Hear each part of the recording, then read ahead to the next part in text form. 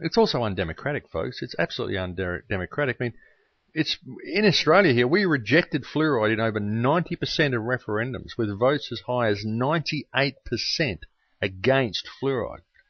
But they're going to put it in the water anyway. I mean, and it doesn't reduce tooth decay. It doesn't reduce tooth decay.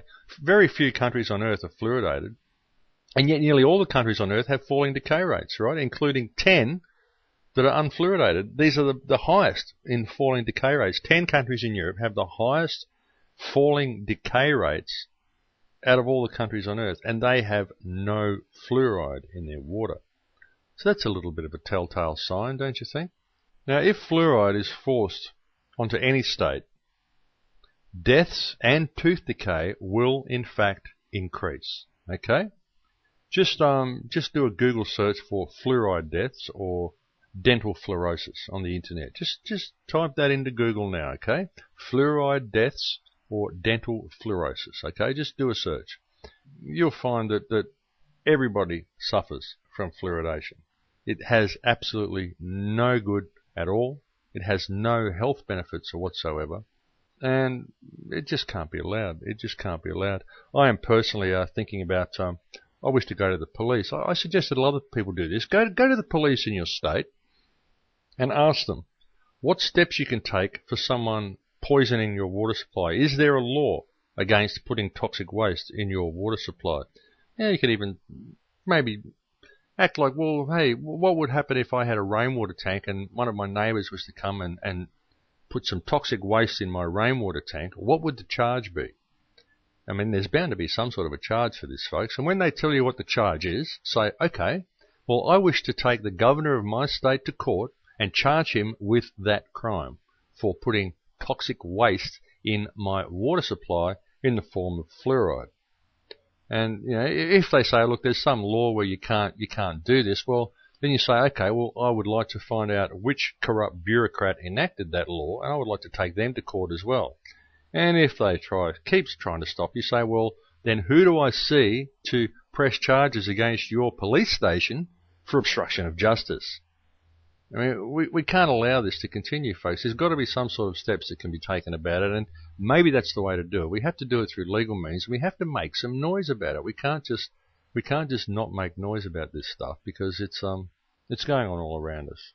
So please make some noise, folks. Please just get up and start taking matters in hand for yourself, because it really, really is getting to the stage of the ridiculous. It can't be allowed to continue. I mean, these chemtrails, I thought when the chemtrails started that, well, this is going to do it. The people are actually going to see this stuff now. They're going to see it in the sky. Anyone with even a quarter of a working brain is going to look at this and they're going to say, well, that's not a contrail. That's something that's being sprayed. And they're going to take the matter in hand. But people look at it and they just go, oh, gee, I don't know. The TV says that it's just contrails.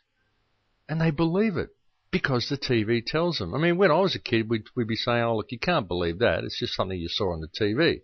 The TV doesn't tell the truth. Everybody knows the TV doesn't tell the truth. Whereas now, people don't believe anything unless it's told to them by the TV. There's been an incredible switch in the mentality of the population over the last 20 years, simply through the ingestion of fluoride and the constant barrage of disinformation and propaganda that's presented to them by the television set. So just do something, folks. Don't be sheeple anymore. Be people.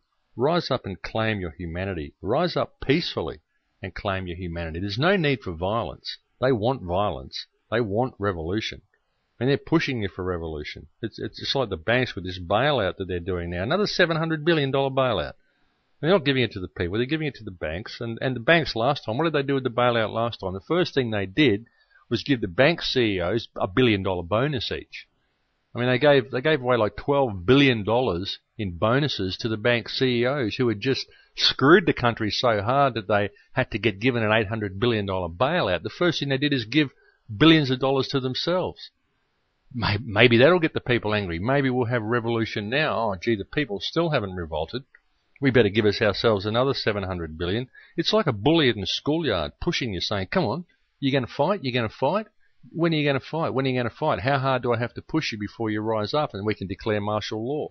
They're just trying so hard for this, folks. The controlled demolition of the global economy. I predicted the economy was going to melt down last year. June last year, when I put out the big picture, I said in that film that the economy is going to melt down. I've been telling people last year that I expect it to melt down between February and June this year, and they seem to be right on track, folks. So do something, please.